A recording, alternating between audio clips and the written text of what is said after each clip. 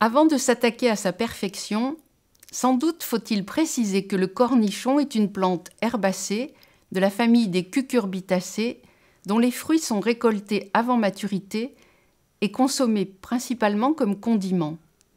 Il est le cousin du concombre qui, lui, est récolté à maturité. On dit le cornichon sensible au froid. On conseille de le protéger avec un voile de forçage.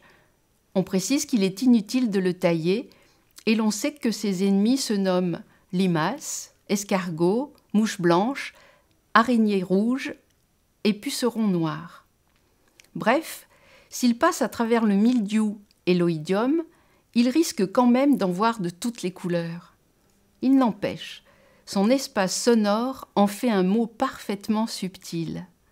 Il a une existence acoustique hors norme. Il est une déclaration insolite avant que d'être le fiancé des viandes froides. Qui aurait pu à la fois être un fruit, se déguster dans l'aigritude du vinaigre et se déclarer à portée de voix à la fois corps et nichon. Il évoque la chair douce alors même que sa saveur convoque un rictus, et s'il ne nourrit pas les nouveau-nés, il présente tout ce qui les comble. L'élégance de sa perfection musicale fait oublier qu'on peut l'adjoindre à un régime.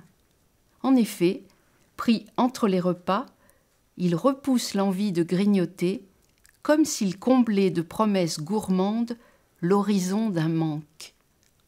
On dit qu'il est meilleur quand il est petit et craquant, mais il peut être gros et doux.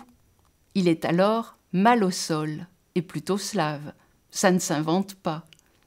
Et comme il ne peut être seulement exemplaire, il lui arrive de désigner une stupide ou un niais, ce qui prouve que le corps et le reste se séparent souvent de l'esprit. Pendant longtemps, je lui ai prêté 2 vies. À l'âge où lire n'existe pas encore, les mots sont d'abord une oralité, tandis qu'on vous apprend ce que nommer les choses veut dire.